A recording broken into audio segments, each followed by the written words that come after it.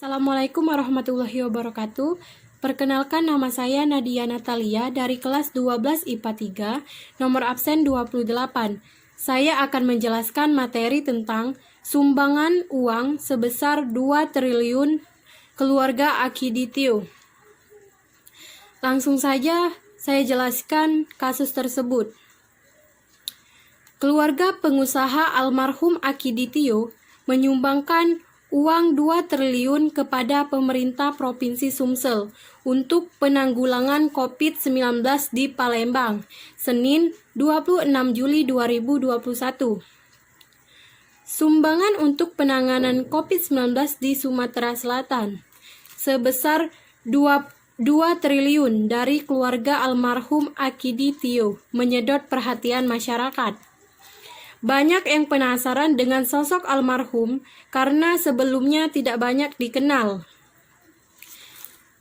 Mantan Menteri Badan Usaha Milik Negara, Dahlan Iskan, salah satu yang penasaran dan kagum dengan sosok almarhum Akiditio. Bukan main, hanya itu yang bisa saya tulis. Kok ada orang menyumbang uang sebesar 2 triliun? Orangnya tidak pernah dikenal, sudah lama pula meninggal dunia, tulis Dahlan Iskan dalam blog pribadinya di sway.id, yang dikutip berita1.com. Rabu, tanggal 28 bulan 7 2021. Selama seminggu, sosok Akiditio ini dipuji-puji oleh sejumlah tokoh, di antaranya Ketua MPR RI Bambang Susatyo yang mengatakan bahwa Akiditio adalah sosok yang murah hati. Namun, sepekan setelah penantian, uang yang dijanjikan akan cair hari ini, Senin, tanggal 2 bulan 8 2021. Tidak kunjung di tangan pemerintah. Dalam hal ini, Polda Sumatera Selatan selaku yang diamanai anak Mediang, Direktur Intel Polda Sumsel Kombes Pol Ratno Kuncoro mengatakan sejak penyerahan bantuan secara simbolis tersebut, Kapolda Sumsel sebenarnya langsung menelusuri kebenarannya karena jumlah donasi yang diserahkan keluarga Mediang Akiditio sangat fantastis, yaitu sebesar 2 triliun. Akhirnya, Kapolda Sumsel menerjunkan 2 tim khusus, salah satunya dipimpin oleh dirinya. Proses 1 minggu digali penyidik. Kapolda Sumsel sejak Senin penyerahan simbolis donasi sudah membentuk tim. Salah satunya dipimpin oleh saya, harus kerja siang malam, katanya didampingi Gubernur Sumsel Herman Deru saat menggelar konferensi pers di kantor Gubernur Sumsel. Ahli hukum pidana Abdul Fikar Hadjar menilai kasus sumbangan sebesar 2 triliun keluarga almarhum Akiditio bisa dipersoalkan di ranah pidana. Sebab menurut dia kasus itu disebut memenuhi unsur berita bohong yang tertuang dalam Undang-Undang tentang Peraturan Hukum Pidana. Langsung saja ke pembahasannya, yaitu menganalisis pelanggaran hak dan pengingkaran kewajiban dalam kasus dugaan prank sumbangan 2 triliun anak Akiditio. Penyebab pelanggaran kasus ini terjadi diduga bahwa tersangka mengalami gangguan kejiwaan. Psikolog Universitas Mercubuana Muhammad Iqbal menyarankan pihak kepolisian menggandeng psikiater dalam mengusut kasus dugaan donasi fiktif yang menjerat Herianti anak Akiditio. Saya kira si tersangka ini perlu dites kejiwaannya. Apakah sumbangan 2 triliun karena idenya untuk berbohong atau memang dia punya masalah kejiwaan? Jadi, sebagai psikolog, saya berpendapat harus dicek kejiwaannya, kata dia saat dihubungi Senin 27 tanggal 2 bulan 8 tahun 2021. Iqbal menerangkan, pada era putus asa saat ini, banyak orang yang memiliki perilaku-perilaku menyimpang. Ia khawatir kondisi itu juga terjadi pada Herianti.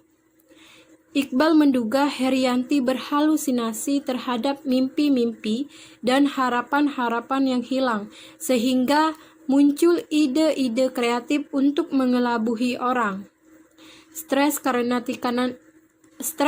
tekanan hidup ataupun bisa jadi dia punya masalah psikologis akhirnya menjadikan itu sebagai sarana untuk pelampiasannya, ujar dia.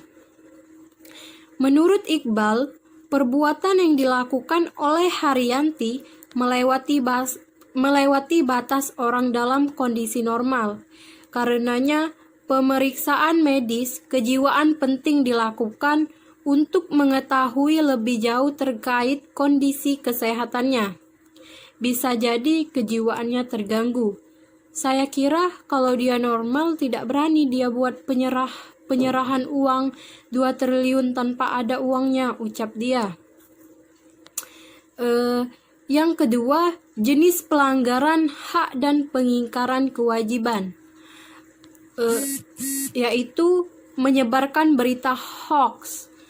Mengacu pada Undang-Undang Nomor 1 Tahun 1946, Pasal 15 itu sudah jelas berita bohong, kata Pikar dalam sebuah diskusi daring.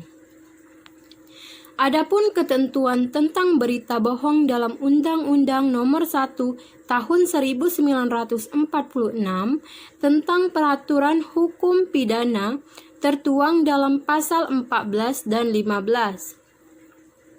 Pasal 14 ayat 1 berbunyi, barang siapa dengan menyiarkan berita atau pemberitahuan bohong dengan sengaja menerbitkan keonaran di kalangan rakyat dihukum dengan hukuman penjara setinggi-tingginya 10 tahun.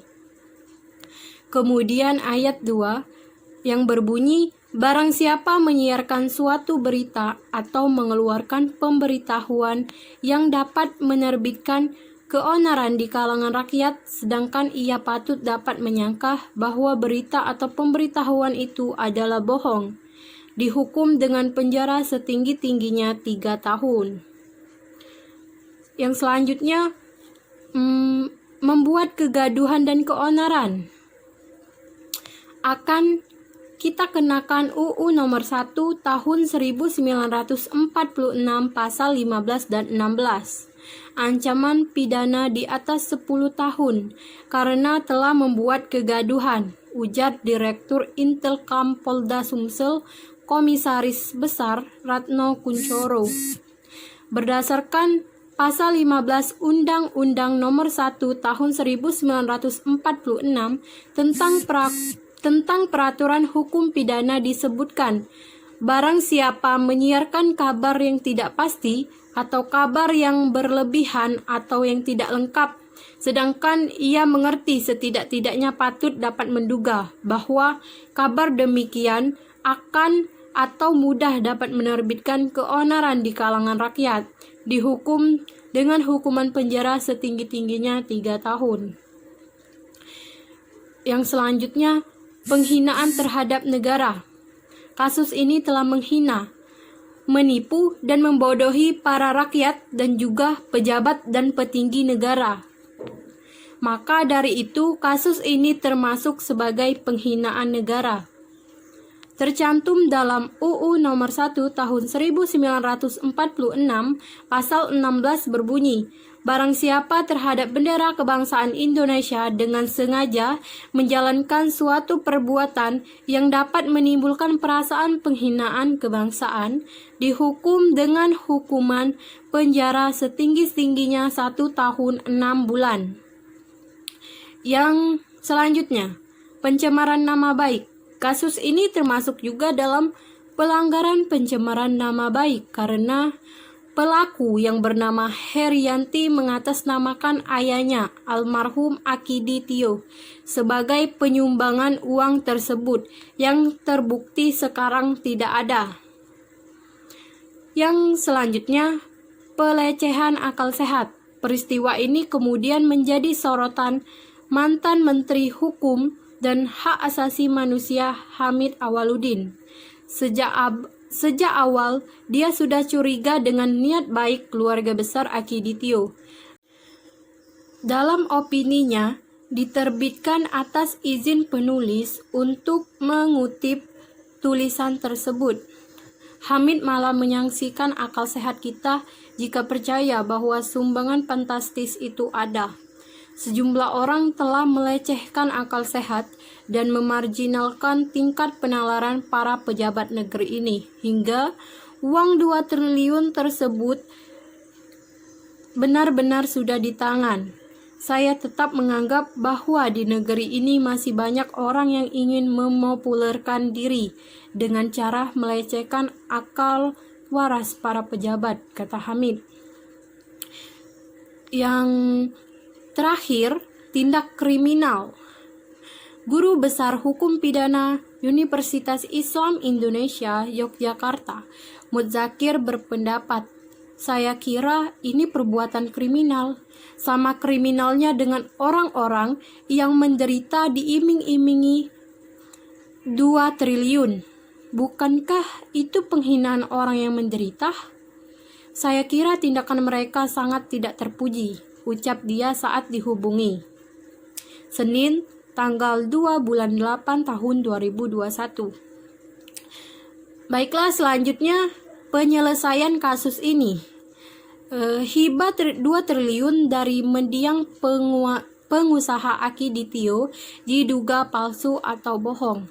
Kini Herianti, anak pengusaha asal Aceh yang tinggal di Palembang itu, dijemput langsung oleh Direktur Intelkam Polda Sumsel, Kombes Pol Ratno Kuncoro.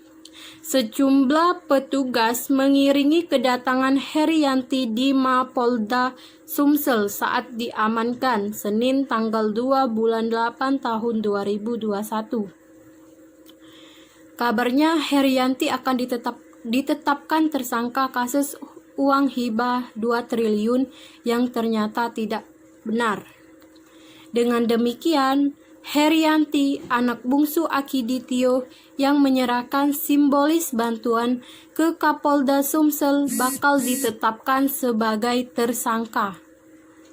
Sekian dari saya, apabila ada kesalahan, saya mohon maaf. Wassalamualaikum warahmatullahi wabarakatuh.